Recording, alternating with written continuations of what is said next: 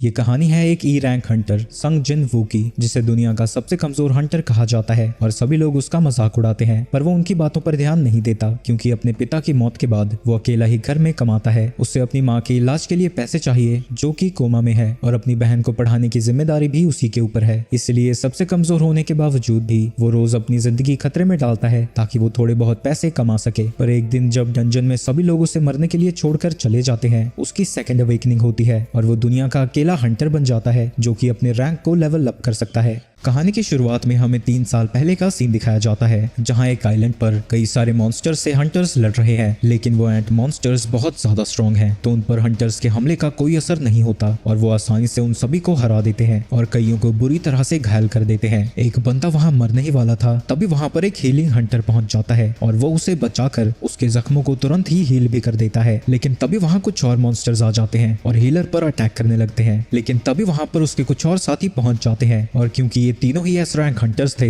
इन्हें उनसे लड़ने में ज्यादा परेशानी नहीं हो रही थी। इसके तुरंत बाद ही वहां एक व्हाइट एंट मॉन्स्टर आ जाता है। उसके साइज को देखकर सभी को लगता है कि वो शायद उनका लीडर होगा, जिसके बाद वो दोनों हंटर्स मिलकर उससे लड़ने लगते हैं और बड़ी ही आसानी से उसे भी हरा देते हैं। लेकिन तभी वहां बहुत सारे व्हाइट मॉन्स्टर्स आ जाते हैं, जिससे वो समझ जाते हैं कि वो एंट मॉन्स्टर कोई लीडर नहीं था, तो वो दोनों ही अपनी पावर्स को बढ़ाकर उन सभी मॉन्स्टर्स को खत्म कर देते हैं और उनकी भयानक लड़ाई सिटी से भी लोग देख सकते थे। जहां ये हंटर जिसका नाम चोई है, वो अपनी हंटर्स की आर्मी के साथ सही समय पर पहुंच जाता है क्योंकि वहां सैकड़ों की तादाद में वही एंट मॉन्स्टर्स आ रहे हैं। वो अपने एक ही अटैक से सभी छोटी चींटियों को खत्म कर देता है, पर वो बड़ी चींटियां आगे बढ़ती रहती हैं, जिनसे लड़ने के लिए बाकी के हंटर्स आगे बढ़ते हैं। इस दुनिया में 10 साल पहले ऐसे पोर्टल्स अपीयर होना शुरू हुए जो कि अलग अलग डायमेंशन से कनेक्ट होते हैं। इन पोर्टल्स के अंदर बहुत सारे मैजिकल बीस्ट और मॉन्स्टर्स होते हैं जिनके ऊपर आम वेपन्स का कोई असर नहीं होता। उन्हें मारने के लिए हंटर्स की जरूरत पड़ती है। हंटर्स वो ह्यूमंस होते हैं जिन्होंने मैजिकल एबिलिटीज को अवेकन किया है। उनकी पावर्स के हिसाब से उन्हें कई रैंक दिए गए हैं, जैसे S, A, B, C, D और E, जिसमें S रैंक सबसे स्ट्रॉन्गेस्ट हंटर्स को दिया जाता है और E सबसे वीकेस्ट। एक बार किसी ह्यूमन की पावर्स अवेकन हो जाती हैं, तो वो चाहे कितनी भी ज्यादा ट्रेनिंग कर ले, वो अपनी पावर्स को नहीं बढ़ा सकता। इसके बाद हम प्रेजेंट का सीन देखते हैं जहाँ काफी सारे हंटर्स एक डंजन रेड के लिए इकट्ठा हो चुके हैं। यहाँ पर संग जिन वो भी पहुंच जाता है। उसे देखकर सभी लोग खुश हो जाते हैं। उसे देखकर सब खुश क्यों हो रहे हैं? वो काफी स्ट्रॉन्ग है क्या? स्ट्रॉन्ग? तुम जानते हो उसका निकनेम क्या है? World weakest Hunter. उसके आने का मतलब ये है कि ये डंजन काफी कमजोर होने वाला है, तो किसी को कोई फिक्र करने की कोई जरूरत नहीं है। चलो ज्यादा नहीं बोलते हैं, कहीं वो सुन ना ले। गधों, मैं तुम्हारी सारी बातें सुन रहा हूँ, इतना चिल्ला चिल्ला के बोल रहे हो तुम लोग। तभी वहां पर जूही पहुंच जाती है जो उसकी चोट के लिए उसे डांट लगाने लगती है। उसके पूछने पर जिनवू बताता है, मैं असल में एक ई रैंक डंजन में घायल हुआ था। मेरे अलावा बाकी किसी को तो एक खरोंच भी नहीं आई। वहाँ कोई हीलर भी नहीं लेके गया था क्योंकि उनके पास एक हाई रैंकर था। एक हाई रैंकर होने का मतलब ये तो नहीं कि वो हीलर नहीं लेके जाएंगे। नहीं, कोई बात नहीं, ऐसा इसलिए हुआ था क्योंकि मैं कमजोर हूँ। अब तो मुझे इसकी आदत हो गई है। ये सुन के जूही कुछ नहीं बोल पाती। आगे सभी लोग रेड पर जाने के लिए तैयार हो जाते हैं, जिनके सामने एक हंटर खड़ा होता है जिसका नाम मिस्टर सॉन्ग है। वो कहता है कि वो इस पार्टी का लीडर बनना चाहता है। किसी को कोई तकलीफ तो नहीं है, पर क्योंकि वो सबसे स्ट्रॉन्ग था, सब उसके लीडर बनने के लिए मान जाते हैं। इसके बाद सभी लोग डंजन के अंदर एक एक करके चले जाते हैं, पर जिन बाहर खड़ा होकर सोच रहा था, ये छोटी सी नाइफ जिसकी मैजिकल एनर्जी भी बहुत कम है, पर मैं अपनी इनकम से ये ही अफोर्ड कर सकता हूँ। चलो, कुछ ना होने से तो कुछ होना बेहतर है। और वो भी पोर्टल के अंदर चला जाता है। कुछ देर बाद वो एक मॉन्स्टर को हरा देता है, जिससे उसे एक माना क्रिस्टल मिलता है। मॉन्स्टर्स को मारने के बाद उनसे माना क्रिस्टल्स और जेम्स गिरते हैं, जिन्हें वो हंटर्स गिल्ड को देकर काफी सारे पैसे कमाते हैं। इन क्रिस्टल्स का यूज करके वेपन्स और मैजिकल आइटम्स बनते हैं जो कि ताकतवर मॉन्स्टर्स को हराने में काम आते हैं। मॉन्स्टर जितना ज्यादा स्ट्रॉन्ग होता है, उसकी गिराई हुई मैजिकल आइटम्स उतनी ही ज्यादा कीमती होती है। तभी एक गॉब्लिन जिन के ऊपर हमला कर देता है, जिसे वो ब्लॉक तो कर देता है, पर इससे उसकी नाइफ पर क्रैक आ जाता है। किसी तरह जिन उस गॉब्लिन के अटैक्स को डॉज करता रहता है और मौका मिलते ही उसके ऊपर हमला कर देता है, पर उस क्रैक की वजह से उसकी नाइफ टूट जाती है और वो मॉन्स्टर उसे बुरी तरह से घायल कर देता है। पर इससे पहले कि वो परलोक सिधार जाता, वही थुलथुला हंटर आकर उसे बचा लेता है और जूही से कहता है कि वो जिनवू को जल्दी से हील करे। जूही उसे हील करने लगती है और जिन देखता है कि बाकी सभी हंटर्स मॉन्स्टर्स से लड़ रहे हैं और कुछ समय में ही वो सभी मिलके उस डंजन के बॉस को हरा देते हैं। ये सब देखकर वो उदास हो जाता है। सब कुछ खत्म हो गया, मैं सिर्फ एक ई रैंक क्रिस्टल ही ले पाया। मैंने अपनी जिंदगी खतरे में सिर्फ इसके लिए डाली थी। तभी एक बंदा सभी हंटर्स को आवाज लगाता है और उन्हें बताता है कि यहाँ एक केव है। ये देखकर उन्हें लगने लगता है कि ये शायद एक डबल डंजन है, क्योंकि बॉस को हराने के बाद भी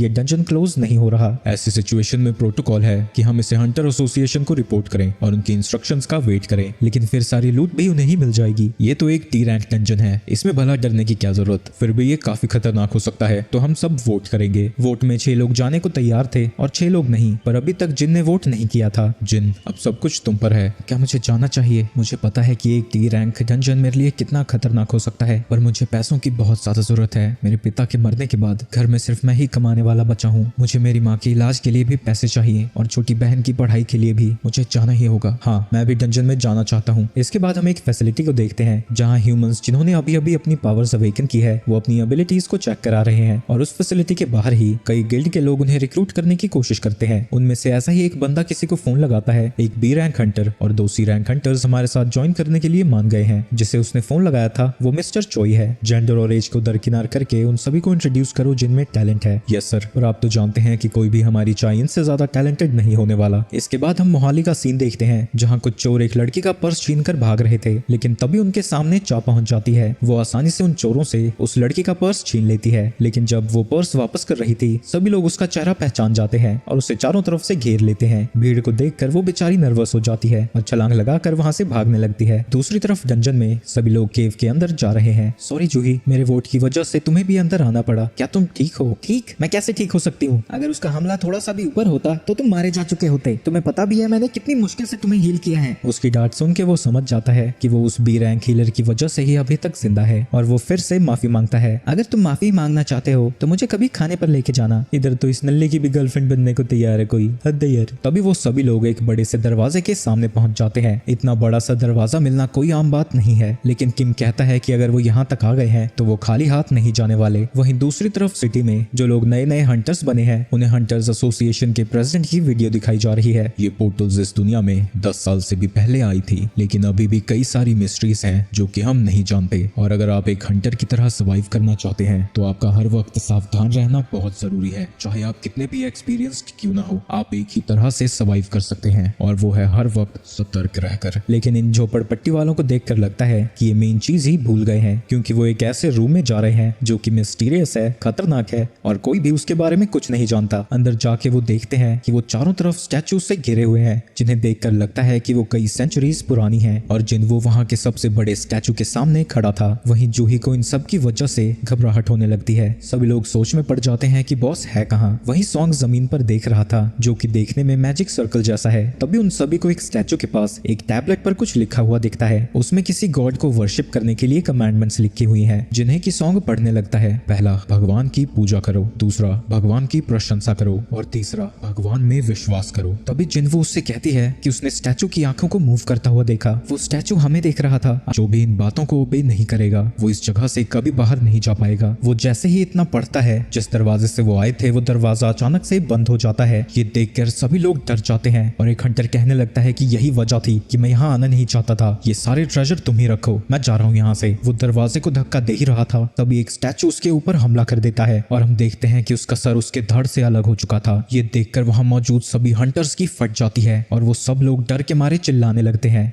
उस हंटर का रैंक क्या था? उस स्टैचू ने इतनी जल्दी कैसे उसे हरा दिया? वो मुझसे तो बहुत ज्यादा ताकतवर होगा, लेकिन वो भी पलक झपकते ही मारा गया। ये क्या हो रहा है? ये तो एक डी रैंक डंजन था ना, इसमें तो ऐसा होना ही नहीं चाहिए। तभी उसे जूही की बात याद आती है और वो पीछे बड़े वाले स्टैचू को देखता है। तभी उस स्टैचू की आंखें जिन्वो को देखने लगती हैं, जिससे जिन्वो और भी ज्यादा डर जाता है। मैं पहले भी जिंदगी और मौत की सिचुएशन से गुजर चुका हूँ। मैं अपने पहले ही मिशन मेरे टीम से अलग हो गया था, जिसकी वजह से एक ही रैंक मॉन्स्टर ने इतनी बुरी तरह से घायल किया कि मुझे 4 हफ्तों तक हॉस्पिटल में रहना पड़ा। और एक बार जब मैं मेज में फंस गया था, मैं तो लगभग भूख से मर ही गया था। एक लो रैंक डंजन में भी जाना मेरे लिए जिंदगी और मौत का सवाल है। हंटर्स जो मॉन्स्टर्स के जेम से पैसे कमाते हैं वो बेहतर गियर्स और वेपन्स में खर्च करते हैं ताकि वो और भी ज्यादा ताकतवर मॉन्स्टर्स को हरा सकें। लेकिन मेरे पास तो बस ये सस्ती सी नाइफ है। अगर इस नाइफ को कुछ हो गया तो मुझे मॉन्स्टर से हाथों से ही लड़ना होगा। अगर मुझे सर्वाइव करना है तो मुझे हर वक्त चौकन्ना रहना पड़ता है। मुझे हर तरह के लूप होल को देखते रहना होता है ताकि मैं कुछ पैसे कमा सकूं। शायद इसीलिए मुझे खतरे के बारे में सबसे पहले पता चला। जिन्वो चिल्लाकर सभी को नीचे झुकने को कहता है। तभी उस स्टैचू की आंख से आग बाहर आती है, जिससे एक हंटर जल के राख में बदल जाता है और उसकी लेजर की वजह से जमीन भी पिघल जाती है। किसी तरह जिन जूही को बचाने में कामयाब होता है। ये सब कैसे हुआ? हम यहाँ फंस चुके हैं। क्या यहाँ से बाहर जाने का कोई रास्ता नहीं है? क्या मैं यही मरने वाला हूँ? कोई भी अपनी जगह से मत हिलना, नहीं तो ये स्टैचू फिर से हमला करेगा। जूही अभी भी काफी ज्यादा डरी हुई थी। जिन, अगर तुमने स्टैचू के मूवमेंट को नोटिस ना किया होता तो हम सब मारे गए होते। तभी जिन देखता है कि सॉन्ग का एक हाथ कट चुका था, तो वो उसके हाथों में पट्टी बांध देता है। मैं जूही को खुद को हील करने को कहता, पर वो दिमागी रूप से काफी ज्यादा कमजोर है, इसलिए वो बी रैंक होने के बावजूद भी सिंपल रेड्स में ही हिस्सा लेती है। मैं भी कई बी रैंक डंजन्स में जा चुका हूँ और मैं ये साफ साफ देख सकता हूँ हमारे सामने जो मुसीबत है उसे एक एस रैंक डंजन में होना चाहिए। तभी जिन को उस टैबलेट पर लिखी हुई बातें याद आती है और जिन को लगता है कि जिस भगवान की उसमें बात हुई थी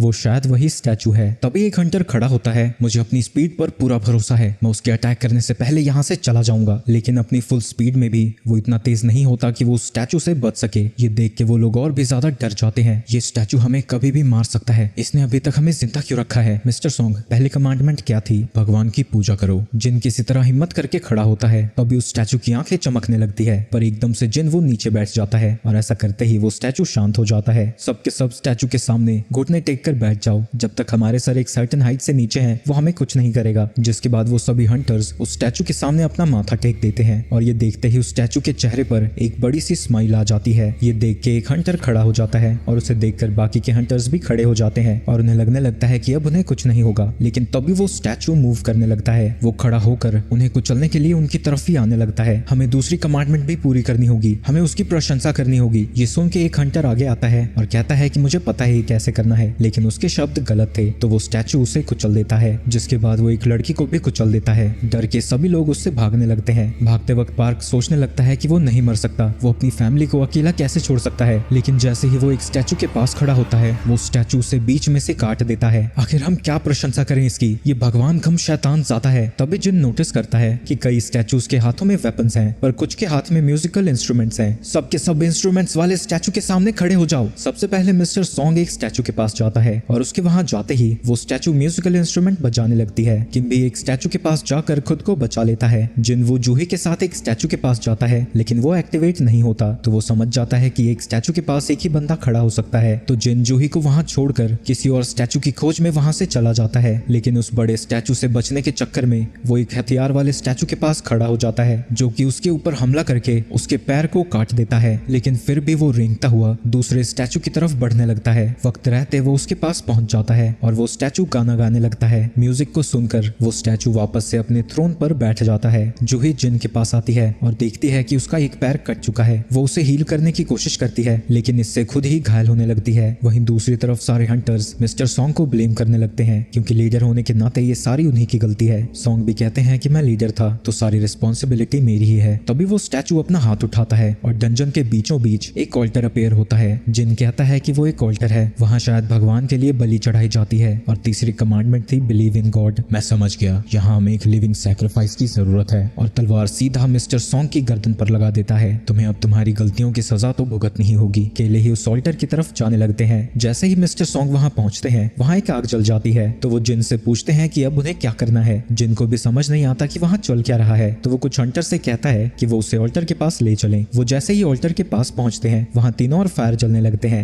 मिस्टर सॉन्ग, अगर हम यहाँ रुक गए तो क्या कोई हमें बचाने यहाँ आएगा? इस डंजन को ओपन हुए आज 7 दिन हो जाएंगे। हमारे रेस्क्यू होने से पहले ये स्टैचू हमें मार डालेंगे। आगे हमें पता चलता है कि अगर कोई पोर्टल 7 दिन तक ओपन रहता है तो उसका बैरियर टूट जाता है और सभी मॉन्स्टर्स इंसानी दुनिया में जा सकते हैं। इसके बाद हम डंजन के बाहर का सीन देखते हैं, जहाँ जिन की बहन उनकी बीमार माँ से मिलने आई थी। उसकी माँ कोमा में है और वो उसे अपने आज के दिन के बारे में बताने लगती है। जिन बाकी के हंटर्स को भी अंदर बुलाता है, जिससे वहाँ 2 और आग जलती है और उनके चारों तरफ एक ब्लू कलर का घेरा भी बन जाता है। ऐसा होते ही जिस दरवाजे से वो अंदर आए थे वो दरवाजा खुल जाता है। वो बाहर जाने के बारे में सोच ही रहे थे, तभी एक ब्लू कलर की फ्लेम बुझ जाती है और उसके ऐसा होते ही सभी स्टैचूज उनकी तरफ बढ़ने लगते हैं। जिन वो देखता है कि जिस पर भी उसकी नजरें होती थी वो स्टैचू चलना बंद कर देता है। तो वो सभी लोगों से कहता है कि वो स्टैचूज को देखते रहे। सभी लोग ऐसा ही करते हैं, लेकिन एक लड़की बहुत ज्यादा डर जाती है और वो डर के मारे दरवाजे से बाहर चली जाती है। उसके जाते ही एक फ्लेम बुझ जाती है, जिससे वो दरवाजा थोड़ा सा बंद हो जाता है। जिन इन सारी चीजों को समझने की कोशिश करने लगता है, लेकिन तभी जिस हंटर ने उसे पकड़ा हुआ था वो भी दौड़ के वहां से बाहर चला जाता है। सभी लोग यहीं रुके रहो, ये ब्लू वाली फ्लेम्स टाइम के साथ बुझ रही हैं। शायद वो गॉड हमारा टेस्ट ले रहा है। अगर सभी फ्लेम्स को बुझने तक हम यहाँ रुक गए तो शायद हम सब यहाँ से जा सके। लेकिन किम, ऐसा भी तो हो सकता है कि फ्लेम्स के बुझ पूछते ही वो स्टैचू हमें मार दे। मुझे नहीं लगा था कि तुम्हारे जैसा हंटर हमारे लिए इतना यूजफुल होगा, पर मैं तुम्हारी मदद के लिए तुम्हारा शुक्रिया अदा करता हूँ, मुझे माफ कर दो जिन। जिसके बाद वो भी वहाँ से भाग जाता है। अब वहाँ सिर्फ 3 लोग ही बचे थे। सॉन्ग जिन और जूही को यहाँ से जाने को कहता है, तब तक वो उन्हें देखता रहेगा। लेकिन इतना माना यूज करने की वजह से जूही के पैर काम करना बंद कर देते हैं। तो जिन सॉन्ग से कहता है कि वो जूही को लेकर यहाँ से चले जाएं। मेरा पैर तो वैसे ही कट चुका है, मैं कुछ नहीं कर पाऊंगा। जूही उससे छोड़कर नहीं जाना चाहती। तभी वो उसे अपना क्रिस्टल देता है। मुझे माफ करना, मैं तुम्हें डिनर पर तो नहीं ले जा पाया, पर इससे खुद के लिए कुछ खरीद लेना। जब मैं बाहर आऊंगा तो मुझे पैसे वापस कर देना। तभी सॉन्ग उसकी गर्दन पर हमला करके जूही को बेहोश कर देता है और उसके साथ दरवाजे के बाहर चला जाता है। शुक्र है सिर्फ मैं ही मरने वाला हूँ, मुझे और इंश्योरेंस खरीद लेना चाहिए था, इससे मेरी फैमिली की और मदद हो जाती। वो एक तलवार उठा लेता है। तुम में से कोई ना कोई मेरे साथ तो जरूर आएगा। लेकिन भला वो इतने बड़े स्टैचूज के सामने क्या कर सकता था। वो स्टैचू उसे बुरी तरह से मारने लगते हैं, जिससे उसका एक हाथ भी कट जाता है। वो स्टैचूज उसके ऊपर हमला करते रहते हैं। ये सब क्या हो रहा है, ये सब मेरे साथ ही क्यों हो रहा है। मैं भी स्ट्रॉन्ग बनना चाहता था,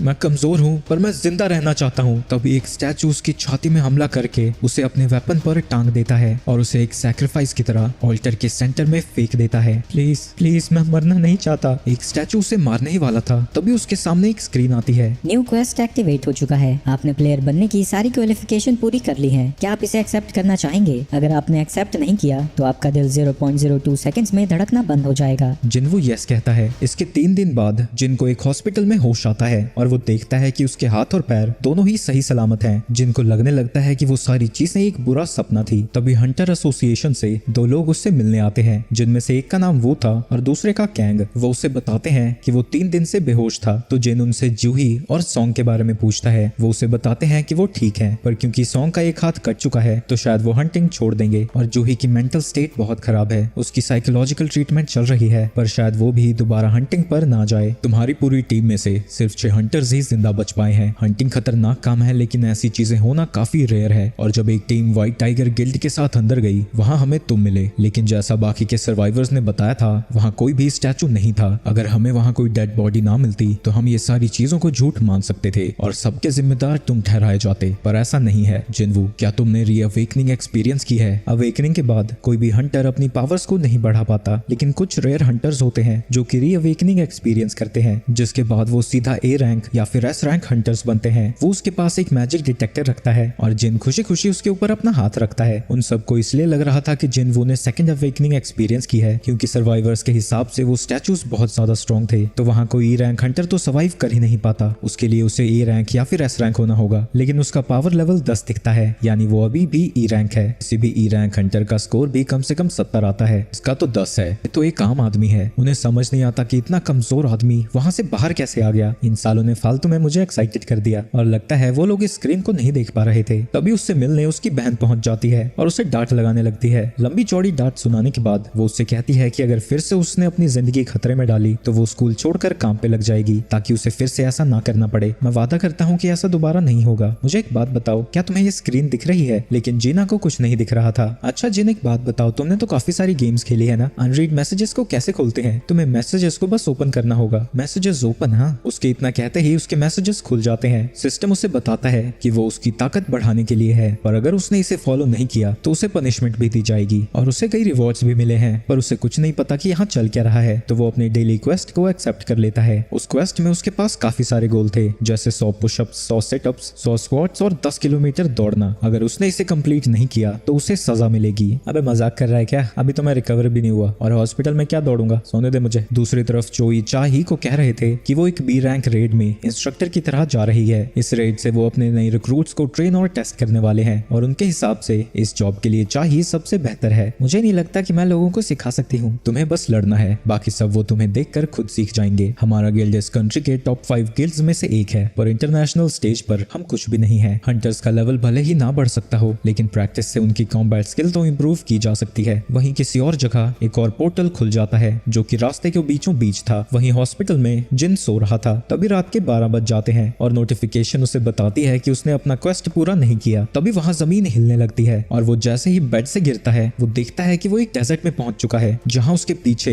एक सेंटिपीड मॉन्स्टर आ जाता है और सामने की स्क्रीन से उसे पता लगता है कि डेली क्वेस्ट पूरा ना करने की सजा के तौर पर उसे 4 घंटों तक इस मॉन्स्टर से बचना होगा। दूसरी तरफ नर्सेस हॉस्पिटल में देखती हैं कि जिन वहां नहीं है और वो उसे ढूंढने लगते हैं। वहीं वहीं जिन अभी भी उसी मॉन्स्टर से भाग रहा है और वो मॉन्स्टर उसे खाने ही वाला था, लेकिन ऐन वक्त पर टाइमर खत्म हो जाता है और पेनल्टी खत्म होते ही वो वापस से हॉस्पिटल में आ जाता है। टास्क को पूरा करने के लिए उसे एक रिवॉर्ड भी मिलता है, पर वो पहले ही बेहोश हो चुका था। कुछ दिन बाद जिन अपनी बहन को बता रहा था कि थोड़े दिन में ही वो घर वापस आ जाएगा। दूसरी तरफ जूही को एक डी रैंक डंजन में जाने का ऑफर आता है, लेकिन जूही वहां जाने से मना कर देती है। तभी वो बंदा उसे बताता है कि जिन वो पूरी तरह से ठीक हो गया है। ये सुन के वो खुश हो जाती है और हॉस्पिटल में उससे मिलने जाती है। वहाँ नर्सेस बात कर रही थी। देखो उसे, वो हर दिन की तरह फिर से बाहर जाके ट्रेनिंग कर रहा है। हंटर्स बाकी लोगों से जल्दी रिकवर करते हैं, पर फिर भी मैंने उसे आराम करने को कहा था, लेकिन फिर भी वो नहीं माना। वहीं जिन ने अपना डेली क्वेस्ट अब पूरा कर लिया है। मुझे होश में आए हुए आज चौथा दिन है और अब मुझे थोड़ी थोड़ी चीजें समझ आने लगी हैं। पहला, ये स्क्रीन कोई मेरी इमेजिनेशन नहीं है, और दूसरा, अगर मैं अपने डेली क्वेस्ट को पूरा करता हूँ तो मुझे 3 रिवॉर्ड मिलते हैं, जिसमें से पहला है फुल रिकवरी, जिससे मैं पूरी तरह से रिकवर हो जाता हूँ। दूसरा है एबिलिटी पॉइंट्स, जिन्हें मैं उन एबिलिटीज में डाल सकता हूँ जिन्हें मैं इंप्रूव करना चाहता हूँ। जब भी मैं अपनी एबिलिटी पॉइंट्स को यूज करता हूँ, मैं अपने शरीर में आई हुई इंप्रूवमेंट्स को महसूस कर पाता हूँ। और मेरे पास एक इन्वेंटरी भी है जो कि बिल्कुल गेम की तरह है। उससे डेली क्वेस्ट को कंप्लीट करने पर एक बॉक्स भी मिलता है जिसमें की एक की थी। वो एक डंजन में जाने की है जिसकी लोकेशन उसे नोटिफिकेशन स्क्रीन में दिखती है। डंजन का नाम सुनते ही उसे वही स्टैचू याद आने लगता है। इसके बाद वो अपनी मॉम से मिलने जाता है और हम 4 साल पहले का सीन देखते हैं जहाँ उसकी माँ अचानक से ही बेहोश हो गई थी। और जब वो उसे हॉस्पिटल लेकर जाते हैं, डॉक्टर उसे बताते हैं कि उसकी मॉम इंटरनल स्लंबर में चली गई है। ये एक ऐसी कंडीशन है जो कि पोर्टल्स के अपीयर होने के बाद ही शुरू हुई है और 1000 लोगों में से किसी एक को ही होती है। माना जाता है कि ये उन्हें होता है जिनकी बॉडी मैजिक को हैंडल नहीं कर पाती। अभी तक मेडिकल टेक्नोलॉजी इतनी आगे नहीं बढ़ी है कि वो इस चीज का इलाज कर सके, तो वो उसे बस जिंदा ही रख सकते हैं। उस दिन के बाद से ही अपनी माँ का इलाज करने के लिए उसने काम करना शुरू कर दिया था।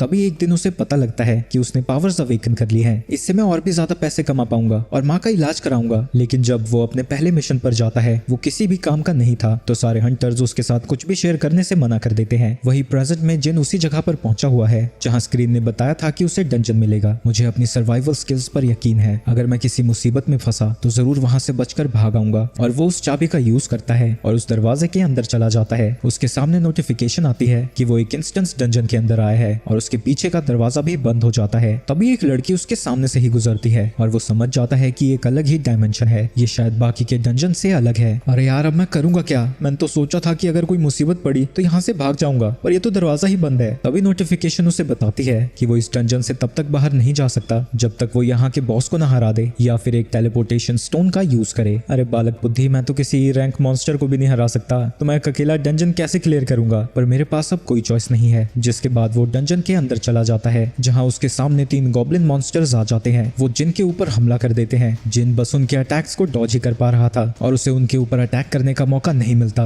और आखिरकार वो सभी मॉन्स्टर्स उसके ऊपर भारी पड़ जाते हैं। पर गुस्से में जिन फिर से खड़ा होता है और अपने चाकू से एक मॉन्स्टर को खत्म कर देता है। इसकी वजह से उसका कॉन्फिडेंस बढ़ जाता है और वो बाकी के गॉब्लिन्स को भी बड़ी आसानी से मार गिराता है। लगता है मैं सच में ताकतवर हो रहा हूँ। लेकिन उसी वक्त वहाँ एक मॉन्स्टर पहुंच जाता है जो कि उसके वेपन को ऐसे तोड़ देता है जैसे वो कांच का बना हो। जिन वो समझ जाता है कि बाकी के गॉब्लिन से ये मॉन्स्टर कहीं ज्यादा ताकतवर है और डर के मारे उसके पैर कांपने लगते हैं। लगता है मेरे दिल से अभी तक उस डंजन का डर नहीं गया है। तभी वो लाइकन उसके ऊपर हमला कर देता है जिससे उसके चेहरे पर खरोंच आ जाती है। मेरे पास कोई हीलर नहीं है, अगर मुझे चोट आई तो यही सब कुछ खत्म हो जाएगा। जिन उस मॉन्स्टर के अटैक्स को डॉज करता रहता है और उसे यकीन नहीं होता कि वो कितना लाइट महसूस कर रहा है। वो फिर से उसके ऊपर हमला करने आता है, लेकिन जिन अब डर डर के परेशान हो चुका था और अब फाइनली वो उससे लड़ने लगता है। उसके मुक्के से वो लाइकन उड़ता हुआ दूर जाता है। क्या मेरी ताकत इतनी बढ़ गई है? लेकिन मुझे नहीं लगता कि इसका कोई फायदा है, क्योंकि उसके मुकाबले अभी भी मैं बहुत कमजोर हूँ। जिसके बाद वो लगातार उसे मुक्के मारता रहता है, लेकिन इन हमलों का उस पर कोई असर नहीं होता। तो उसे फिर से उस मॉन्स्टर के अटैक्स को डॉज करना पड़ता है। आखिर मैं अब करूँ क्या? ना मेरे पास कोई पार्टी है, ना ही कोई हीलर। अगर ऐसा ही चलता रहा तो मैं मारा जाऊंगा। काश मेरे पास कोई मैजिकल वेपन होता। तभी उसे याद आता है कि उसके पास एक इन्वेंटरी भी है जिसके अंदर से वो एक बड़ी सी तलवार निकालता है, जिसका यूज करके वो मॉन्स्टर को बीच में से काट देता है। एक सेकंड, ये तलवार मेरी इन्वेंटरी में क्या कर रही है? किम ने तो कहा था कि उसने इसे 3 मिलियन में खरीदा है। तभी उसके जख्म हील होने लगते हैं और उसी वक्त वहाँ 2 और लाइकन पहुंच जाते हैं। लेकिन अब जिन को डर नहीं लग रहा था, क्योंकि अब उसके पास एक वेपन है, पर वो तलवार जमीन में फंस चुकी है। वो मॉन्स्टर्स उसकी तरफ बढ़ते रहते हैं और अब जिन की फटने लगी है, पर ऐन वक्त पर वो तलवार को बाहर निकाल लेता है। पर जब वो उन वुल्फ्स पर हमला करता है, एक वुल्फ उसके हमले से बच जाता है और दूसरा तो उसकी तलवार को ही पकड़ लेता है। तो जिन उस वुल्फ को लात मारता है और तलवार से उसके मुंह को ही काट देता है। जिसके बाद वहाँ सिर्फ एक ही मॉन्स्टर बचा था। ये मॉन्स्टर्स वहाँ के मुकाबले तो कुछ भी नहीं है। वहीं वो मॉन्स्टर डर के वहाँ से भाग जाता है और अब फाइनली उसे थोड़ा आराम करने का मौका मिल जाता है और वो देखता है कि वो लेवल 2 तक पहुंच गया है। डेली क्वेस्ट कंप्लीट करके तो कभी मेरा लेवल नहीं बढ़ा, लगता है ये असली लड़ाई है इसलिए बढ़ गया। मेरे जख्म भी हील हो गए हैं और लगता है जब मैं लेवल अप करता हूँ मेरा हर स्टैट 1 पॉइंट से बढ़ जाता है। इसके बाद वो लाइकन के पास जाता है जिससे उसे एक फैंग मिलता है। अगर ये गेम है तो क्या ये वाला डंजन और यहाँ के मॉन्स्टर्स गेट वाले डंजन से अलग है? तभी उसके सामने एक शॉप की स्क्रीन आ जाती है, लेकिन उसका लेवल बहुत कम है इसलिए वो कुछ नहीं खरीद सकता, लेकिन वो चीजों को बेच जरूर सकता है और उसे बेचने पर 20 गोल्ड मिलते हैं। इसकी वैल्यू कितनी होगी? पर मैं ई रैंक डंजन में हूँ तो ज्यादा तो होने से रहा। अब मुझे क्या करना चाहिए? बिना बॉस को हराए मैं बाहर तो जाने से रहा और इतनी जल्दी मुझे टेलीपोर्टेशन स्टोन भी नहीं मिलेगा,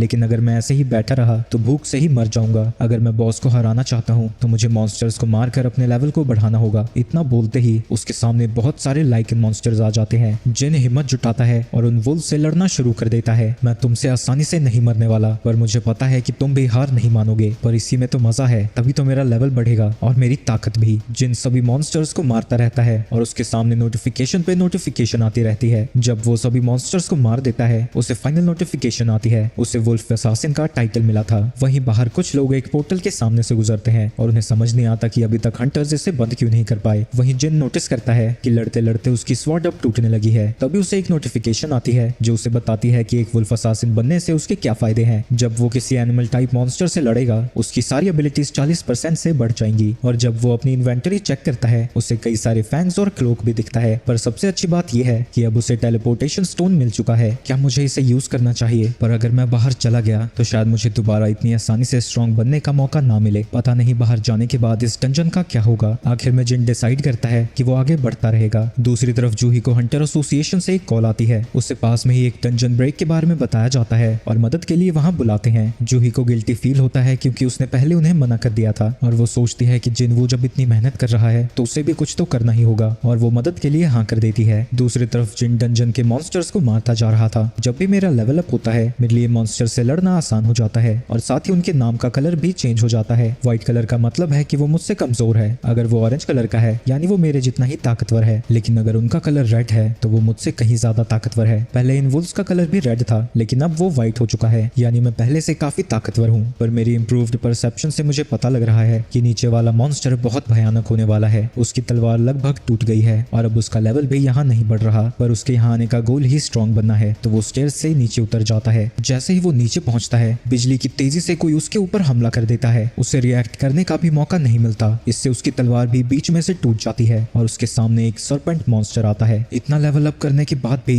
उस मॉन्स्टर का नाम ऑरेंज में दिख रहा है। इस डंजन का बॉस तो यही मॉन्स्टर है। मुझे नहीं लगता कि इसकी थिक स्केल्स को मेरी तलवार से कुछ होने वाला है। वो जानता है कि बिना वेपन के लड़ना अपनी मौत को दावत देना है। उस मॉन्स्टर के अगले हमले की वजह से जिन पानी में गिर जाता है, लेकिन वो मॉन्स्टर पानी में भी उसका पीछा नहीं छोड़ता। जिन गन्ने की बोरी की तरह इधर से उधर उड़ता रहता है और यहाँ तक कि उसके ऊपर एक ट्रेन भी फेंकी जाती है। उसे लगा था कि वो अब ताकतवर हो गया है, लेकिन अब वो समझ चुका है कि ये काफी नहीं था और वो सोच में पड़ जाता है कि आखिर मुझे कितना स्ट्रॉन्ग बनना होगा, कब मैं दूसरों के लिए बोझ बनना बंद करूंगा। उसे मिस्टर सॉन्ग की बात याद आती है। सभी लोग तुम्हें सबसे वीकेस्ट हंटर कहते हैं। अगर तुम उन सभी को गलत साबित करना चाहते हो तो तुम्हें कड़ी ट्रेनिंग करनी होगी। तभी वो मॉन्स्टर फिर से जिन पर हमला कर देता है और उसे कूदते कूदते एक अलग ही एरिया में ले जाता है। मुझे वो निकनेम इसलिए दिया गया था क्योंकि मैं सबसे कमजोर था। जिनके पास ताकत होती है वो हर सिचुएशन में ऊपर होते हैं, लेकिन कमजोरों का ताकतवर के पास कोई काम नहीं होता। वो सिर्फ डर के मारे कांपते हैं और लूजर्स की तरह सब कुछ होता हुआ देखते हैं। कमजोर कितना ही चालाक, तेज या समझदार हो, अगर उसका सामना ताकत से है तो वो हमेशा हारेगा। तो जिन वो अपनी पूरी जीत जान लगाकर उस मॉन्स्टर पर हमला करने लगता है। वो उसके ऊपर चढ़ जाता है, लेकिन वो मॉन्स्टर उसे दीवार पर मारकर नीचे गिरा देता है। मैं ताकतवर बन के रहूंगा। उसकी पूरी बॉडी ग्लो करने लगती है। मैं इतनी जल्दी हार नहीं मान सकता। उस मॉन्स्टर के सामने ये चीज कुछ भी नहीं है। लड़ते लड़ते जिनवो उस मॉन्स्टर को अपने हाथों से पकड़ लेता है। जिनवो ने अपने सारे पॉइंट्स स्ट्रेंथ में डाल दिए थे और अब वो उसे यूज करने लगता है। वो अपनी पूरी जान लगाकर उस मॉन्स्टर के स्केल्स को तोड़ने लगता है। स्नेक उसे गिराने की कोशिश करता है, लेकिन जिन उसे नहीं छोड़ता और वो अपनी पूरी ताकत लगाकर उस मॉन्स्टर का गला दबा के मार देता है। तभी उसके सामने एक नोटिफिकेशन आती है और उसे पता लगता है कि वो कई बार लेवल अप हो चुका है। जिन स्माइल करता है, आखिरकार मेरी ताकत थोड़ी तो बढ़ी गई। जिसके बाद उस मॉन्स्टर को हराने की वजह से उसे एक खतरनाक सा डैगर मिलता है जो कि किंग की स्वॉर्ड से दुगनी ताकतवर है और उसमें पैरालिसिस और ड्रेन की एबिलिटी भी है और साथ ही उसे एक पॉइजन भी मिलता है जिससे उसकी स्किन तो मजबूत हो जाएगी पर वो उसके मसल्स की ऐसी की तैसी कर देंगे। और क्योंकि उसने बॉस को हरा दिया था वो डंजन खत्म हो जाता है और जिन वो एक ट्रेन स्टेशन में खड़ा था वो अपनी टूटी हुई स्वॉर्ड के साथ बाहर आता है, लेकिन वहां जहाँ आसपास एक भी इंसान नहीं दिख रहा था। वहाँ खड़ा सोल्जर जल्दी ही उसे छुपने को कहता है, पर उस तलवार को देखकर वो समझ जाता है कि वो एक हंटर है, तो वो उसे अपने साथ चलने को कहता है। रास्ते में इधर उधर देखकर उसे पता लग जाता है कि कोई डंजन ब्रेक हुआ है। सोल्जर बताता है कि बाहर आए हुए सारे मॉन्स्टर्स मारे जा चुके हैं, लेकिन अभी भी एक जायंट मॉन्स्टर जिंदा है। जिनवू की परसेप्शन एबिलिटी काफी ज्यादा बढ़ गई है और उसे पता लग जाता है कि बॉस है कहाँ। हम देखते हैं कि वो मॉन्स्टर बहुत ही ज्यादा बड़ा है। हंटर्स को उससे लड़ने में बहुत ज्यादा मुश्किल हो रही है और उनका लीडर उनसे कहता है कि वो टैंक को हील करने में फोकस करें। वहीं टैंक को समझ नहीं आता कि फाइटर्स कर क्या रहे हैं, क्योंकि इतनी देर से लड़ने पर भी वो मॉन्स्टर जरा भी डैमेज नहीं हुआ था। जिनवू जब ये सारी चीजें देखता है वो समझ जाता है कि ये सारे हंटर्स जल्दी जल्दी में इकट्ठा किए गए हैं, क्योंकि इनमें टीम वर्क नाम की कोई भी चीज नहीं है। उसे अपनी परसेप्शन स्किल से पता लग जाता है कि यहाँ 8 ई रैंक हंटर्स हैं और एक डी रैंक हंटर है, और वो डी रैंक हंटर टैंक है। एक लड़की जूही को हील करने को कहती है, लेकिन वो ढंग से फोकस नहीं कर पाती, क्योंकि आंख बंद करते ही उसे वही डंजन याद आने लगता है। ये देख के जिन समझ जाता है कि जूही अभी तक उस सदमे से बाहर नहीं आ पाई है, बिल्कुल उसी की तरह। एक सेकंड, ये तो एक डी रैंक बॉस है ना, तो जिससे मैं लड़के आया हूँ उससे तो ये बहुत कमजोर है। अगर मैं बस उसका डिफेंस बैरियर तोड़ दूं तो वो लोग उसे हरा देंगे। जिन अपनी टूटी हुई तलवार को उस मॉन्स्टर के ऊपर फेंक देता है, जिससे उसका बैरियर टूट जाता है, जिसके बाद वो सभी लोग उसे हरा देते हैं। डी रैंक हंटर को यकीन नहीं होता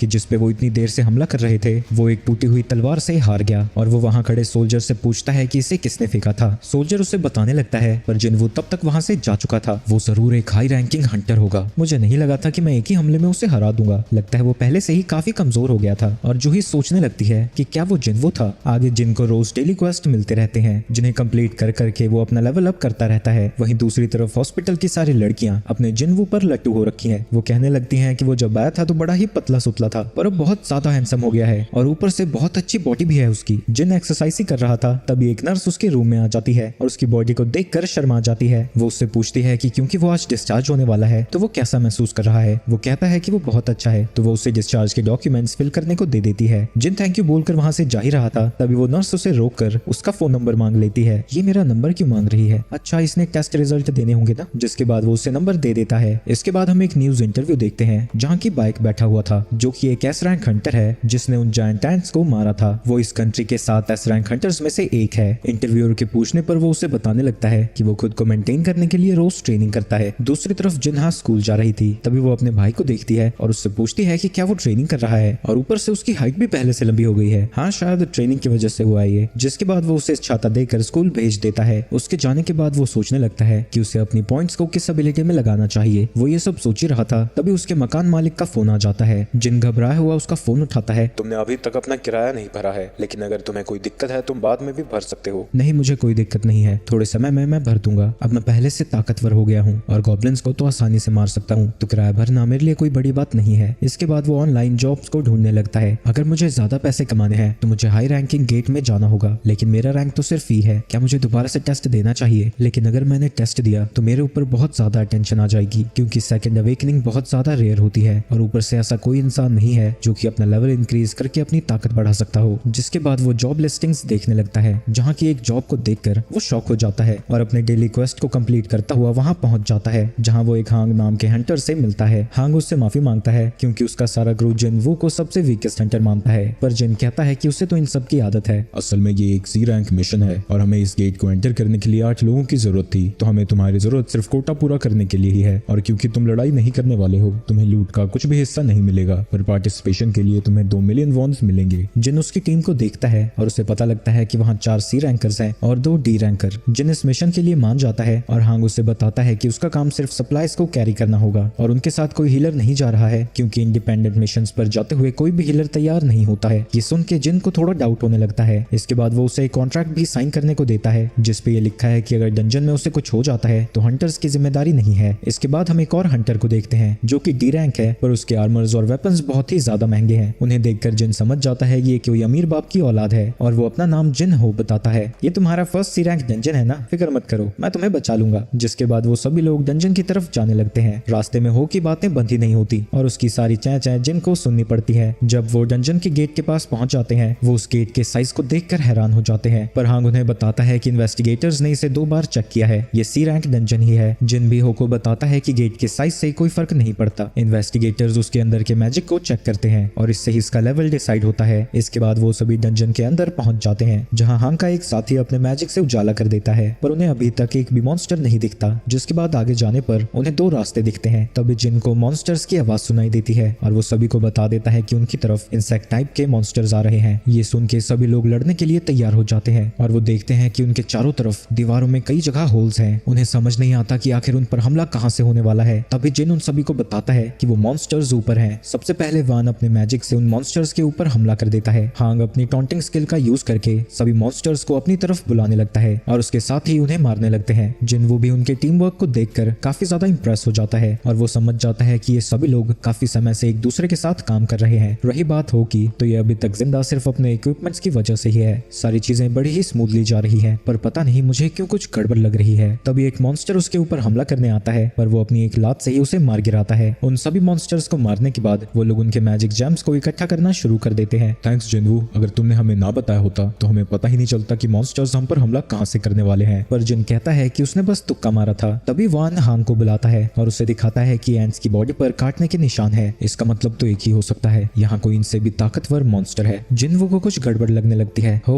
तुम्हारे इक्विपमेंट्स काफी महंगे हैं ना, अपना थोड़ा ध्यान रखना। किसी और जगह पर हम एक बंदे को देखते हैं जो कि जमीन के हिलने की वजह से घबरा जाता है, पर दूसरा बंदा उससे शांत रहने को कहता है क्योंकि ये बस उनका गिल्ड मास्टर ट्रेनिंग कर रहा है। और हम देखते हैं कि वो बाइक है जिसने एक बड़े से पत्थर को अपने हल्के से पंच से ही पूरी तरह से तोड़ दिया है। ये तो मेरे वार्म अप के लायक भी नहीं था, साफ कराओ इसे। दूसरी तरफ जिन का ग्रुप डंजन के और अंदर जा रहा था और कुछ दूर जाने पर उन्हें काफी सारे मकड़ी के जाले दिखते हैं और जैसे ही वो इस एरिया को पार करते हैं उन्हें सामने बहुत सारे माना क्रिस्टल्स दिखते हैं। सभी लोग बात करने लगते हैं कि वो इसे कैसे बांटने वाले हैं और हांग सोचता है कि वो इन पैसों का यूज करके अपनी अलग एक स्ट्राइक टीम बनाएगा और अपने भाई को दिखा देगा कि वो भी उससे कम नहीं है। दूसरी तरफ वो जिन से उसका कॉन्ट्रैक्ट मांगता है और हांग के पास जाकर उससे कहता है कॉन्ट्रैक्ट के हिसाब से जिन को सिर्फ मॉन्स्टर से गिरी हुई लूट नहीं मिलेगी, पर माना क्रिस्टल्स बैटल लूट नहीं है, यानी इन सभी माना क्रिस्टल्स का 8 हिस्सों में बंटवारा होगा। हांग स्माइल करता है और इस बात के लिए मान जाता है। मैं तुम्हें याद दिला दूं, अभी हमें इस बॉस मॉन्स्टर से भी लड़ना है, पर हमें इसे मारने से पहले सभी माना क्रिस्टल्स को बाहर निकालना होगा, क्योंकि अगर हमने इसे मार दिया तो दरवाजा क्लोज हो जाएगा। पर अच्छी बात यह है कि वो अभी सो रहा है। तभी वो अपने एक साथी को डांट लगाने लगता है क्योंकि वो ट्रांसपोर्ट गियर लाना भूल गया। तुम दोनों यहीं पर रहो, तब तक हम ट्रांसपोर्ट गियर को लेकर आते हैं और फिक्र मत करो, जब तक कि कोई उसे गुस्सा नहीं दिला देता उस स्पाइडर की नींद नहीं खुलेगी। उनके जाने के बाद जन सोचने लगता है कि अगर वो इतने पुराने हंटर्स हैं तो उन्होंने किसी एक्सपीरियंस हंटर को कॉल क्यों नहीं किया। दूसरी तरफ हम हांग को देखते हैं। वान जाओ और गुफा का गेट क्लोज कर दो। वान अपने एक हमले से गुफा के दरवाजे को बंद कर देता है। मुझे इसी बात का शक था। मिस्टर सॉन्ग ने पहले ही उसे वार्न किया था कि हंटर्स में कुछ घटिया लोग भी होते हैं, डंजन में एक्सीडेंट्स होते ही रहते हैं, तो अगर डंजन में कोई क्राइम कमिट करता है तो किसी को भी पता नहीं लगता। वहाँ कोई सीसीटीवी कैमरे नहीं होते, तो जब तक कि कोई सर्वाइवर नहीं है किसी को भी कोई सबूत नहीं मिलेगा। वहीं हो पछताने लगता है और उसे लगता है कि अगर उसने कॉन्ट्रैक्ट की बात नहीं लाई होती तो शायद वो ऐसा नहीं करते। तुम गलत सोच रहे हो, वो हर वक्त हमें मारने को तैयार थे। तभी वो देखते हैं कि उस डंजन का बॉस जाग चुका है। जिनवू, मेरे साथ रहना, मैं तुम्हें बचाऊंगा। लगता है शुरू से ही उनका प्लान यही था, लेकिन उस दिन के मुकाबले ये कुछ भी नहीं है। हो, तुम पीछे हो जाओ, मैं इसे संभालता हूँ। दूसरी तरफ हांग अपनी टीम के साथ डंजन से बाहर आ जाता है। उसका एक टीममेट उससे पूछता है कि उन्होंने सीधा उन्हें मार क्यों नहीं दिया, फालतू में ये सब नाटक करने की जरूरत ही क्या थी। तुम पागल हो गए हो क्या? अगर हमने उन्हें वहां मार दिया होता तो वो स्पाइडर जाग जाता, उसके बाद वो माना क्रिस्टल कौन तेरा बाप लेके आता बाहर। एक बार वो मॉन्स्टर उन्हें खाकर सो जाए, उसके बाद हम सभी माना क्रिस्टल्स को बाहर ले आएंगे। अगर वो उन्हें मारकर नहीं सोया तो हमें ही उस मॉन्स्टर को हराना होगा, जो कि काफी मुश्किल होने वाला है। तो हम माना क्रिस्टल को नहीं ले पाएंगे, पर कोई बात नहीं,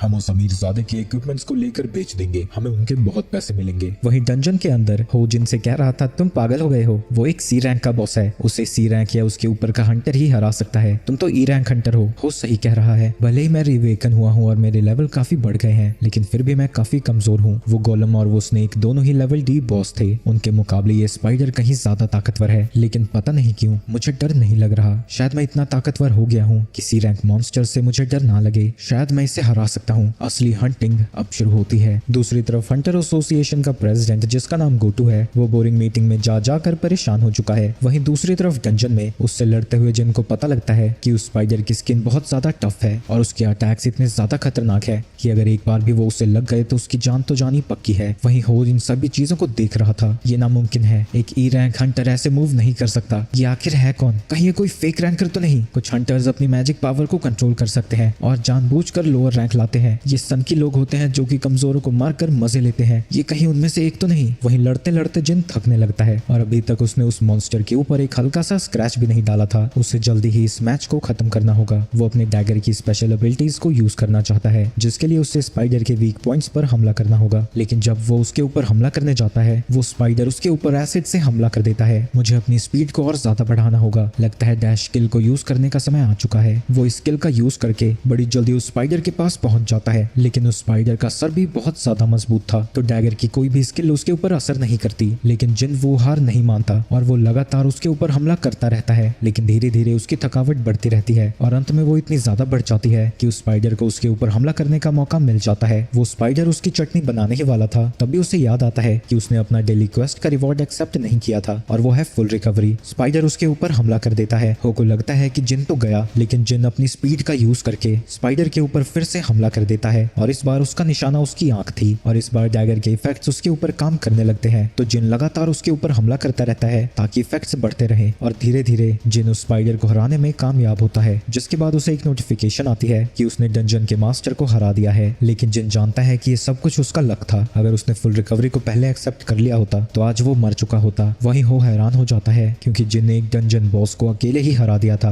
और उसे यकीन हो जाता है कि जिन वो एक फेक रैंकर है, जिनको उस स्पाइडर से एक जेम मिलता है। तभी वहां हो पहुंच जाता है। बड़े भैया, अब से मैं इस सामान सारा मैं ही उठाऊंगा, और आप चाहे तो वो जेम भी इस बैग में डाल सकते हैं। क्या आप पानी पीना चाहेंगे? जिसके बाद वो अकेले ही माना क्रिस्टल्स को तोड़ना शुरू कर देता है। इससे क्या हुआ, उसी वक्त हंक का ग्रुप वहां पर वापस आ जाता है। दूसरी तरफ चेयरमैन को उसी हंटर के साथ स्पार कर रहे थे और उसके ऊपर भारी पड़ते हैं। आप तो सच में काफी ताकतवर हैं। मैं पहले से काफी कमजोर हो गया हूँ, पर तुम्हारी इंप्रूवमेंट को देखकर पता लगता है कि तुम बहुत ज्यादा ट्रेन करते हो। ट्रेनिंग से भले ही एक हंटर का लेवल ना बढ़े, लेकिन स्किल्स तो इंप्रूव हो ही जाती हैं। एक हंटर को मेंटली और फिजिकली हमेशा स्ट्रांग रहना चाहिए, खासकर डंजन्स में जहां पता नहीं होता कि कौन सा इंसान कैसा होगा। वहीं दूसरी तरफ डंजन में हंक के सारे पंटर कह रहे थे कि वो दोनों चिरकुट इसलिए जिंदा है क्योंकि ये स्पाइडर बहुत ज्यादा कमजोर होगा, और उस अमीरजादे के आर्मर ने ही उन दोनों को अभी तक जिंदा रखा है। तुम्हारा आर्मर सच में काफी कमाल का है। मैं जानता हूँ कि तुम एक अमीर फैमिली से हो। अगर तुम जिंदा रहना चाहते हो तो जिन को मार दो। हम कोटा को पूरा करने के लिए कमजोर हंटर्स को इसलिए इंक्लूड करते हैं ताकि हम उन्हें मारकर पूरी लूट अपने लिए रख सके। अगर तुम यहाँ से जिंदा बाहर जाना चाहते हो तो तुम्हें उसे मारना ही होगा। अगर तुमने ऐसा नहीं किया तो तुम दोनों को ही यहाँ मरना होगा। इस लड़के का आर्मर सच में काफी खतरनाक है। इसी की मदद से उस स्पाइडर को उसने मार गिराया। तभी हो जिन के सामने आकर लड़ने के लिए तैयार हो जाता है। ये देख के वो सभी लोग उन्हें मारने के लिए आगे बढ़ने लगते हैं, और हांग उनसे पूछता है, क्या तुमने कभी किसी इंसान की जान ली है? तभी जिन के सामने एक अर्जेंट क्वेस्ट आता है, और वो क्वेस्ट उन सभी लोगों को मारने का था। वो सबसे पहले कमजोर वाले को मारना चाहते हैं, तो वहां जिनवू के ऊपर हमला कर देता है। उसकी हालत देखकर हो को उसकी फिक्र होने लगती है। दूसरी तरफ हम कुछ हंटर्स को देखते हैं, जिनमें से एक हंटर उनकी चाही के साथ ट्रेनिंग के बारे में पूछती है। वो बताती है कि उस एस रैंक हंटर ने बड़ी ही जल्दी उन मॉन्स्टर्स को हरा दिया, और वो खुद को काफी लकी समझती है कि उन्हें चा के गिल्ड ने रिक्रूट किया, क्योंकि एक हंटर के ग्रुप के बारे में कहा जा रहा है कि उसके लोग कुछ ज्यादा ही मर रहे हैं। दूसरी तरफ डंजन में जिन वो सोच रहा था, आखिरकार मैं कैसे भूल गया, ये दुनिया मतलबी धोखेबाजों से भरी हुई है। ये सिस्टम सीधा मुझे उन्हें मारने को कह रहा है। क्या ये मुझे किसी चीज के लिए जिंदा रखना चाहता है? अगर ऐसा ही है तो ठीक है। अगर ये सिस्टम मुझे यूज कर रहा है तो मैं भी इसे ताकतवर बनने के लिए यूज करूंगा। मैं तो भूल ही गया था, इस दुनिया में कमजोरों से हमेशा चीजें छीनी जाती हैं। अरे वाह, ये लगता है वीकेस्ट हंटर को समझ आ गया कि दुनिया काम कैसे करती है। अगर तुम लोग मारने के लिए तैयार थे, तो अगर तुम्हारे मरने की बारी आती है तो भागना मत। लगता है तुम्हें समझ नहीं आया कि यहाँ चल क्या रहा है। तुम्हें सही में लगता है तुम्हारे जैसा ई रैंक हंटर हमारा कुछ बिगाड़ पाएगा? तो अभी वो बिजली की तेजी से उसका सर उसके धड़ से अलग कर देता है, जो देख के सभी लोगों की आंखें फटी की फटी रह जाती हैं। भले ही मुझे ऐसा सिस्टम ने करने को कहा था, पर मैंने आज एक मर्डर किया है। पर अगर मैं ऐसा नहीं करता तो मेरा दिल रुक जाता। अगर सिर्फ ताकतवर को ही जीने का हक है तो मैं ताकतवर बनकर रहूंगा। तभी दो हंटर्स उसके ऊपर हमला कर देता है, पर वो उनसे बहुत ज्यादा तेज था। उसके डैगर के डीबफ उनके ऊपर असर करने लगते हैं, और वो उन दोनों को आसानी से मार गिराता है। जिसके बाद मरने की बारी आर्चर की थी। ये सब देखकर डर के मारे वान उसके ऊपर हमला करना शुरू कर देता है, पर वो उसके हमले से भी बचकर उसे भी मार डालता है।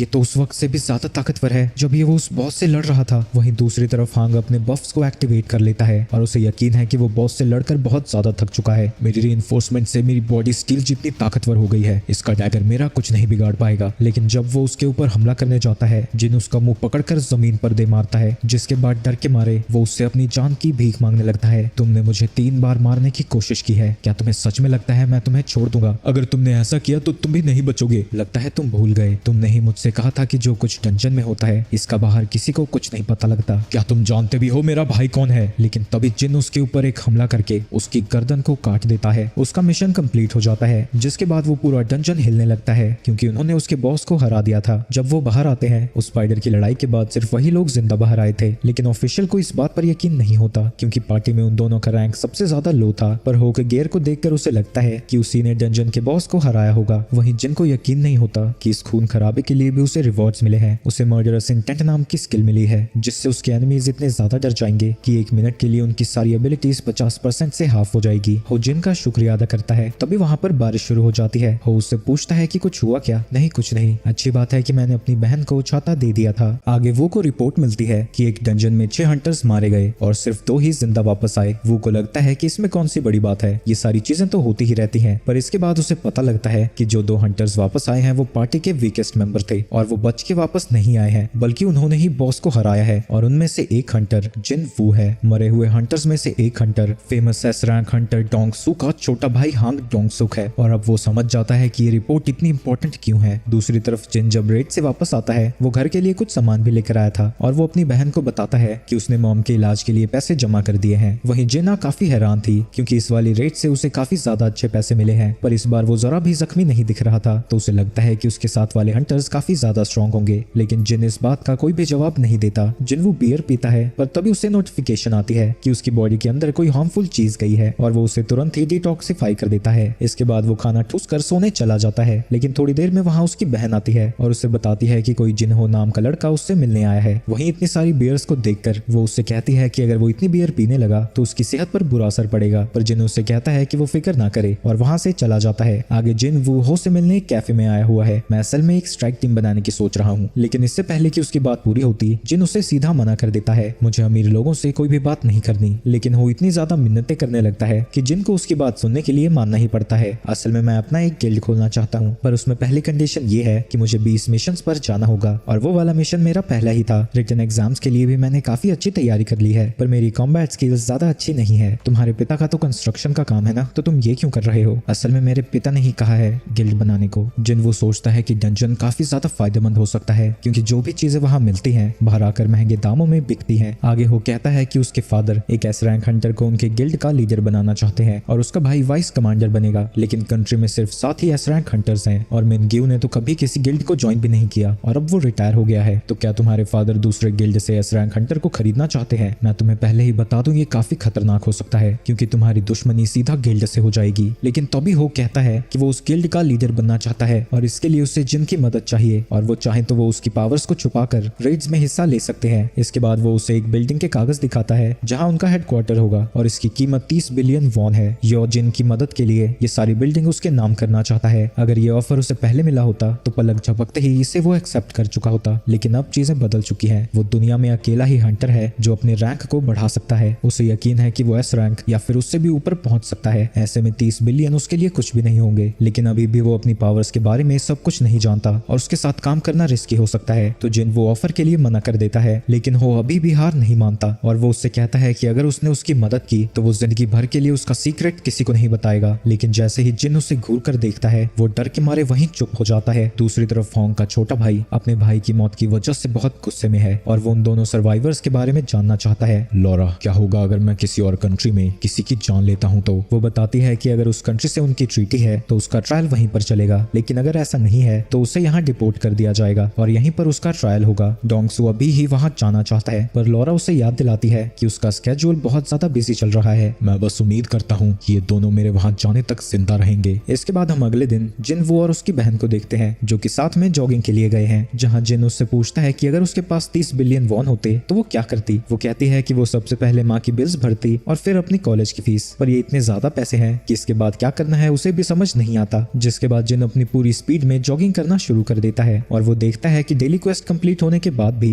उसका रन कैलकुलेट हो रहा है और जब वो पुशअप करता है वो भी उसमें ऐड हो जाता है। जिना बड़ी मुश्किल से उस तक पहुंच जाती है, लेकिन जिन वो चेक करना चाहता है कि वो काउंटर आखिर कब तक चलेगा, तो वो फिर से दौड़ पर निकल जाता है। उसे पता लगता है कि सारी चीजें डबल होने पर रुक जाती हैं, जिसके बाद उसका डेली टास्क एक सीक्रेट टास्क में बदल जाता है और उसे एक एक्स्ट्रा रिवॉर्ड भी मिलता है जिसमें उसे 2 लूट बॉक्सेस में से एक को चूज करना होता है। वो ब्लेस्ड बॉक्स को चूज करता है जिसके अंदर से उसे एक डंजन की मिलती है जिससे वो डीमन के कासल के अंदर जा सकता है। पर सबसे बड़ी बात इसमें यह है कि उसे इसके अंदर एलेक्सर ऑफ लाइफ के लिए इंग्रेडिएंट्स मिलेंगे। ये एक ऐसा एलेक्सर है जो कि किसी भी तरह की बीमारी को पूरी तरह से ठीक कर सकता है। जिन वो अपनी माँ से मिलने जाता है, मुझे वो एलेक्सर ऑफ लाइफ हर कीमत पर चाहिए। इसके बाद वो डंजन का गेट ओपन करने पहुंच जाता है। मैं जानता हूँ कि ये एस रैंक डंजन है, यहाँ ऐसे मॉन्स्टर होंगे जैसे जेजू आइलैंड पर थे उनसे लड़ने में तो एस रैंक हंटर्स को भी मुश्किल हो रही थी। डर के मारे मेरी फटी पड़ी है, लेकिन अगर कुछ भी बुरा होता है तो मैं इस टेलीपोर्टेशन स्टोन का यूज करके यहाँ से बाहर चला जाऊंगा। अभी उसके सामने एक बड़ा सा मॉन्स्टर आ जाता है जो कि हेल का गेट कीपर है और उसका नाम सर्बरस है। मैं इस वक्त पर हार नहीं मान सकता और वो अपनी सभी स्किल्स को एक्टिवेट करके उसके ऊपर हमला करने चला जाता है, लेकिन अपने बोनस इफेक्ट्स को एक्टिवेट करने पर भी वो ज्यादा डैमेज नहीं कर पाता। लगातार हमला करने के बाद वो अपने मर्डरस इंटेंट स्किल को एक्टिवेट करता है, लेकिन सर्बरस उसकी स्किल को कैंसिल कर देता है। वो अपने डैगर की स्किल का यूज करने जाता है, पर जब वो उसके ऊपर हमला करता है उसकी ये सारी स्किल्स भी वो मॉन्स्टर कैंसिल कर देता है। सर्बरस उसके लिए बहुत ज्यादा ताकतवर था, जिससे लड़ाई के दौरान उसका एक हाथ भी कट जाता है। सर्बरस उसे अपने दांतों से पकड़कर जमीन पर पटक देता है और जब वो उसके ऊपर दोबारा हमला करता है उसकी लगभग 1/3 हेल्थ कम हो जाती है। लेकिन वो मॉन्स्टर यहीं पर नहीं रुकता। इसके बाद वो अपनी रेड स्किल को एक्टिवेट कर लेता है, जिससे 3 मिनट तक उसकी सारी एबिलिटीज 100% से इंक्रीज हो जाती हैं। इससे उस मॉन्स्टर की स्पीड इतनी ज्यादा बढ़ जाती है कि जिन उसे डॉज नहीं कर पाता, तो जिन को अपनी फुल रिकवरी रिवॉर्ड का यूज करना पड़ता है, जिससे उसका आर्म भी वापस आ जाता है। इसके बाद जिन फिर से उसके ऊपर हमला करने लगता है और जैसे ही उसे लगता है कि वो फाइनली कुछ कर पा रहा है, उसे पता लगता है कि उसके अटैक का कोई असर नहीं हो रहा और वो मॉन्स्टर फिर से उसके ऊपर हमला करके उसकी एचपी को और भी ज्यादा कम कर देता है। वो मॉन्स्टर लगातार उसे मारता जाता है और जब उसकी हेल्थ सिर्फ 3% बचती है, वो धूल को उड़ाकर किसी तरह उससे छुपने में कामयाब होता है। वहीं सिस्टम पागलों की तरह उसे वार्निंग देता जाता है, मुझे नहीं लगता कि मैं इसे हरा सकता हूँ, मुझे यहाँ से जाना ही होगा। लेकिन जैसे ही वो स्टोन का यूज करने वाला था, सर्बरस आकर उसके ऊपर हमला कर देता है, जिससे वो स्टोन उसके हाथ से चटक कर कहीं दूर गिर जाता है, जिसकी वजह से जिन को फिर से उस मॉन्स्टर से छुपना पड़ता है और अब उसकी हेल्थ बहुत ज्यादा कम हो चुकी है। अगर मुझे इसने एक दो बार और मारा तो मैं मारा जाऊंगा। तभी उसे याद आता है कि उसके सिस्टम में एक शॉप है जहाँ से वो जल्दी जल्दी 3 हीलिंग पोशंस खरीदता है, लेकिन हर एक पोशन सिर्फ 100 हेल्थ ही रिस्टोर करती है। जिसके बाद वो पॉइजन निकालता है जो कि उसे सांप को मारने पर मिला था। वो उस पॉइजन को पी जाता है, तब इस सिस्टम उस पॉइजन को डिटेक्ट करता है और उसकी बॉडी को डिटॉक्सिफाई कर देता है, यानी उसकी स्ट्रेंथ भी बढ़ जाती है और उसके मसल्स भी इंटैक्ट रहते हैं। तभी सर्बरस उसके ऊपर हमला करने पहुंच जाता है और उसे फिर से बुरी तरह से घायल कर देता है, लेकिन जिन अभी हार नहीं मानता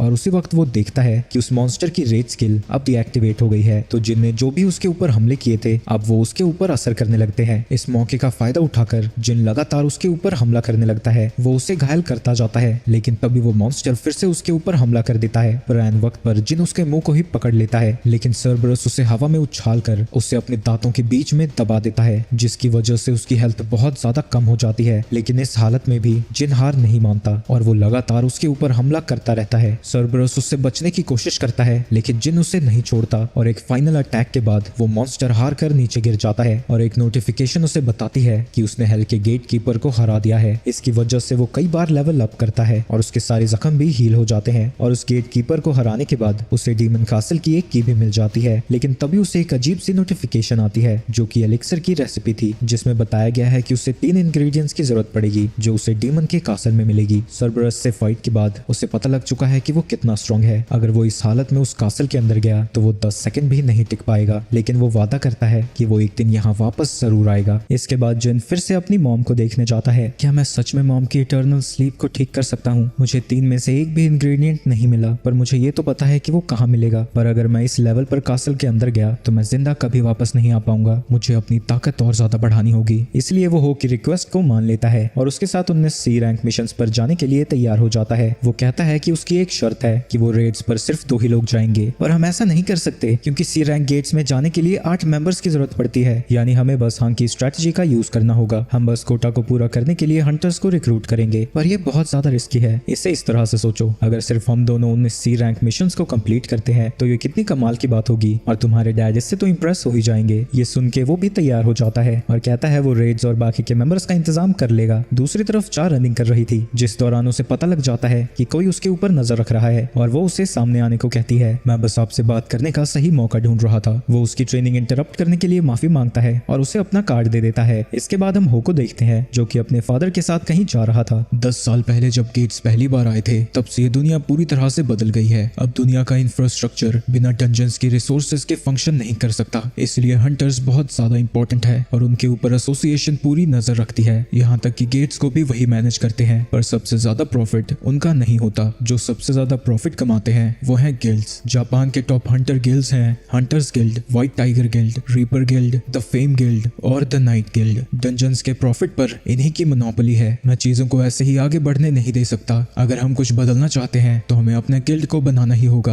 वहीं हो सोच रहा था कि अगर उन्होंने एस रैंक हंटर्स को जोड़कर गिल्ड बना भी लिया तब भी इसमें रिस्क है। दूसरी तरफ हम जिन को देखते हैं जो कि रनिंग कर रहा था। वो नोटिस करता है कि जो भी वो एक्स्ट्रा एक्सरसाइज करता है अब वो काउंट नहीं हो रही है और जो पहले उसे लूट बॉक्स मिला था अब वो ऑप्शन में भी नहीं है। तो वो एक रेगुलर लूट बॉक्स ही निकालता है इस उम्मीद में कि उसे कुछ अच्छा सा मिल जाएगा, पर उसमें से उसे एक बिंगो कार्ड मिलता है। समय बीतता जाता है और वो अपनी ट्रेनिंग जारी रखता है, लेकिन अब उसे जो 3 पॉइंट मिलते हैं वो काफी नहीं लगते। तभी जिनवू को एक मैसेज आता है जो कि हंटर एसोसिएशन की तरफ से डी रैंक डंजन में जाने की रिक्वेस्ट है। मैं इस मिशन पर अकेला तो नहीं होऊंगा, पर कुछ ना करने से बेहतर तो जाना ही होगा। दूसरी तरफ हम सॉन्ग को देखते हैं जहां उसका एक स्टूडेंट उससे कह रहा था, आप तो सच में कमाल के हैं, मैंने पूरी कोशिश की फिर भी आपको नहीं हरा पाया। तभी सॉन्ग को भी वही मैसेज आता है तो उसका स्टूडेंट उससे पूछता है कि वो अभी तक रिटायर क्यों नहीं हुआ। ये सुन के सॉन्ग को वही डबल डंजन याद आ जाता है। तुम सच कह रहे हो, एक बूढ़ा आदमी जिसका एक हाथ भी कट चुका है वो भला क्या कर सकता है। तभी उसका स्टूडेंट माफी मांगने लगता है और कहता है कि उसका ये मतलब नहीं था। सॉन्ग कहता है कि उसके प्राइम ईयर्स तो अब खत्म हो गए हैं, लेकिन वो अपने बच्चे कुछ समय में सोसाइटी के लिए कुछ करना चाहता है। दूसरी तरफ हम एक बच्चे को खेलता हुआ देखते हैं जिसका डरपोक बाप किम उसे देख रहा था। उसे भी वही नोटिफिकेशन आती है और उसकी बीवी उसे याद दिलाती है कि पिछली रेड से वो बड़ी मुश्किल से जिंदा वापस आया था, तो अब उसे कुछ और करना चाहिए। पर किम कहता है कि उन्हें पैसों की जरूरत है क्योंकि उनके बच्चे का स्कूल जल्द ही शुरू होने वाला है। तुम फिक्र मत करो, Hunter association low level hunters को खतरनाक मिशंस पर नहीं भेजती। वो दिन बस एक एक्सेप्शन था। दूसरी तरफ चोई बाइक को मिलने बुलाता है जो कि उसके ऊपर भड़का हुआ है क्योंकि उसकी वजह से उसे सड़े गले इंटरव्यू देने पड़ रहे हैं। जब बाइक अपनी सारी भड़ास निकाल लेता है, चोई उसे बताता है कि यूजिन कंस्ट्रक्शन अपना खुद का गिल्ड बनाने का प्लान बना रहे हैं, लेकिन बाइक को ये पहले से ही पता था। मुझे सच सच बताओ, आखिर तुमने मुझे यहाँ क्यों बुलाया है। दूसरी तरफ जूही के रूम में फोन पे उसकी मॉम उससे कहती है कि वो हंटिंग की जॉब छोड़ दे क्योंकि वो बस दूसरों के रास्ते में आएगी, इसलिए वो उसे घर वापस आने को कहती है। लेकिन ये सुनकर वो गुस्सा हो जाती है। आप मेरी लाइफ को कंट्रोल करने की कोशिश बंद कीजिए, और फोन को काट देती है। वो रोते हुए सोचने लगती है कि क्या वो सच में बस दूसरों के रास्ते में आती है। तभी उसे हंटर एसोसिएशन से वही सेम मैसेज आता है। दूसरी तरफ चा चोई के पास जा रही थी, तभी रास्ते में उसे बाइक दिखाई देता है। ऑफिस में जाकर चा उसे बताती है कि जब वो ट्रेन कर रही थी उसे यूजिन कंस्ट्रक्शन के एक मेंबर ने कांटेक्ट किया था। वो शायद एक नया गिल्ड लॉन्च करने जा रहे हैं और वो चाहते हैं कि चा उनके गिल्ड की मास्टर बने। अगर तुम मुझे ये सारी चीजें बता रही हो इसका मतलब तुमने उन्हें मना कर दिया है। ये सारी बातें बताने के लिए शुक्रिया। इसके बाद चा उससे पूछती है कि मिस्टर बाइक यहाँ क्या कर रहे थे। चोई बाइक से पूछता है कि वो जेजू आइलैंड के बारे में क्या सोचता है। जब से वो रेड फेल हुई थी उस आइलैंड को सील कर दिया गया है और बस दूर से ही वहाँ पर नजर रखी जाती है और हर साल वहाँ की अपडेट लोगों को दी जाती है। लोगों के दिलों में अभी भी वहाँ का डर बैठा हुआ है। चाहे दुनिया मुझे वेपन ऑफ ह्यूमैनिटी कहती हो, पर मैं उस आइलैंड के बारे में कभी नहीं भूल सकता, ना ही वहाँ जो हुआ था वो। मैं जल्द ही उस आइलैंड को क्लियर करना चाहता हूँ और इसके लिए मुझे तुम्हारी और क्रू की मदद चाहिए होगी और साथ ही पब्लिक ओपिनियन भी हमारी तरफ होना चाहिए, इसलिए मैंने वो इंटरव्यू भी रखवाया था। ये सारी बातें सुन के बाइक की पुरानी यादें ताजा हो जाती हैं जब उस आइलैंड पर उसका एक दोस्त मारा गया था। वहीं किसी अंधेरी जगह पर एक आदमी किसी से कह रहा था कि वो उन्हें मार डाले। दूसरी तरफ जिनके घर में उसकी बहन हैरान हो रखी है कि वो इतना बिजी कैसे रहने लगा है, क्योंकि पहले तो हर गेट से बाहर आने के बाद उसे हफ्तों लग जाते थे रिकवर करने में और उसे लगता है कि ये सब कुछ उसकी ट्रेनिंग का कमाल है। जिन वो वहां से अपने रेड पर निकल जाता है, पर वो अपना एक भी गियर लेकर नहीं जाता। किसी और जगह हम सॉन्ग को देखते हैं। मैं एक स्वॉर्ड्समैन हूँ, पर मेरी अवेकेंड एबिलिटीज कोई भी फिजिकल तरीके से मुझे इंप्रूव नहीं करती। मैंने अपनी पूरी जिंदगी मार्शल आर्ट्स में ट्रेनिंग की, लेकिन एक डंजन में इसका कोई काम नहीं बचा। तभी अचानक से उसके सामने जिनवू आ जाता है। वो नोटिस करते हैं कि जिनवू पहले से काफी अलग दिख रहा है। वो उसे बताता है कि जब वो हॉस्पिटल में उठा उसकी टांग वापस से जुड़ी हुई थी।